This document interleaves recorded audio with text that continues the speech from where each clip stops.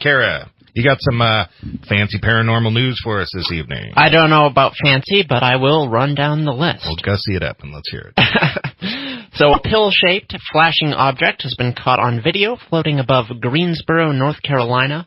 Many on social media claim to have seen this object or similar objects in the past. However, skeptics have dismissed it as a Wi-Fi balloon, as it appears to be attached by a tether at one point. So, truly, weather balloons have gone out of vogue as a UFO excuse for the new age.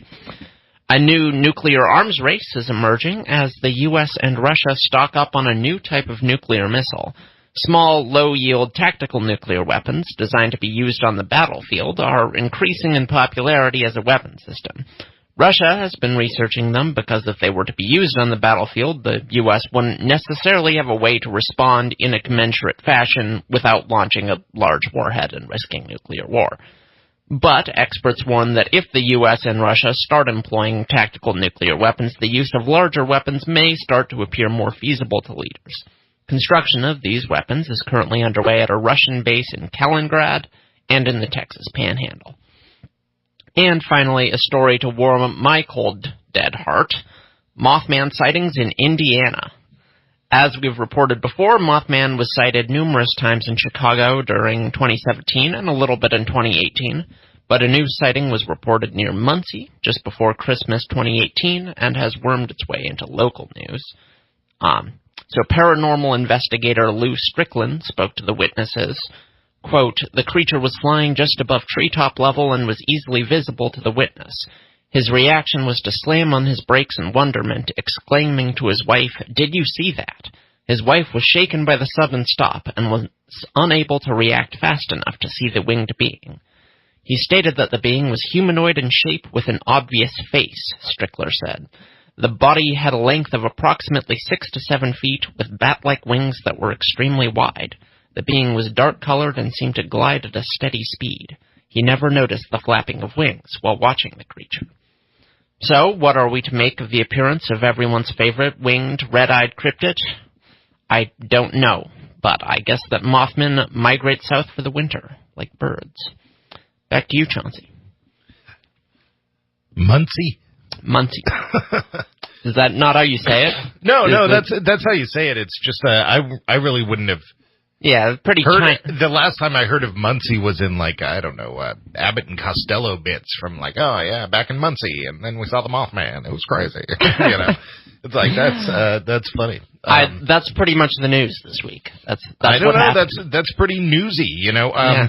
Mothman, of course, we're always excited about a cryptid. Always happy to get him in there. But I have a huge crush on Mothman. I know you want to have 1,000 Mothman babies.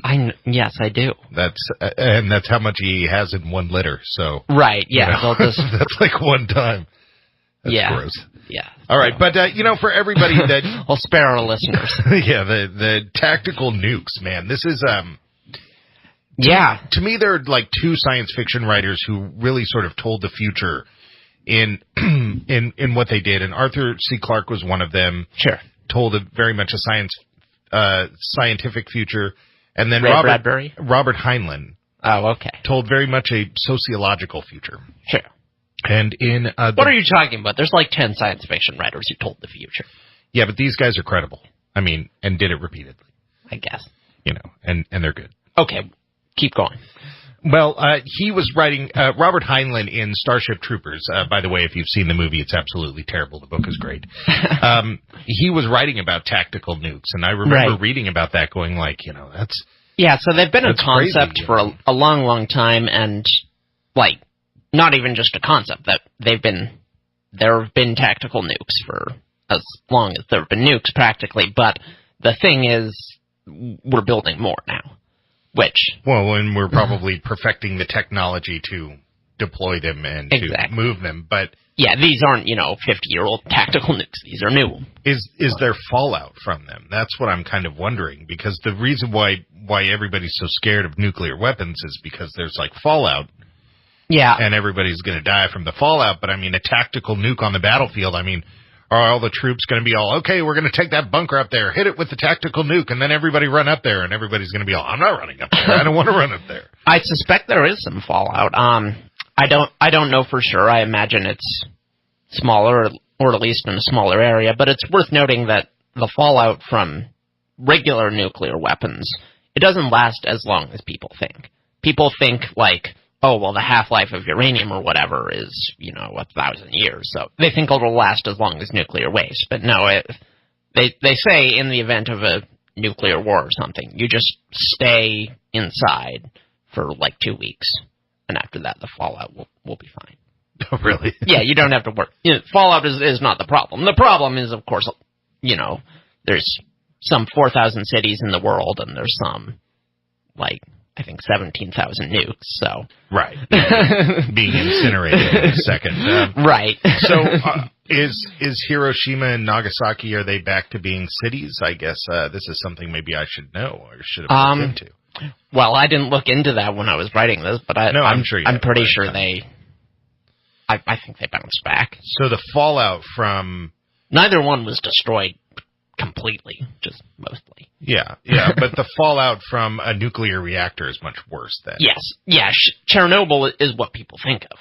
Right, and that's because we have so much plutonium, uranium, whatever it is there. Exactly, there's much more of the radioactive element in the event of a reactor meltdown. That's absolutely terrifying. Yeah. And then the first one you were talking about, the pill-shaped and probably a Wi-Fi balloon, I'm going to go with Wi-Fi balloon. I saw a documentary on them making them, but it seems like that'd be something easy enough for reporters to prove. So, right. I'm starting to, I'm a little iffy on the term fake news, but I'm starting to wonder how many reporters in this world actually chase down their stories, Yeah, well, I found this in the mainstream press, so it's like people report on what people are talking about on social media, and, if you scroll halfway down the page, you can find it's a Wi-Fi balloon. Right. But that's not the headline. So is Google, keeping it secret? Man spots Wi-Fi balloon. He's confused. Yeah, Google's all, our social media campaign isn't ready yet. Keep it a secret. Let them think it's an alien. It's like...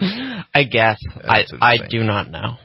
All right, you're listening to Radio Wasteland. When we come back, we got Nicole Strickland talking to us about the Queen Mary. Come on back.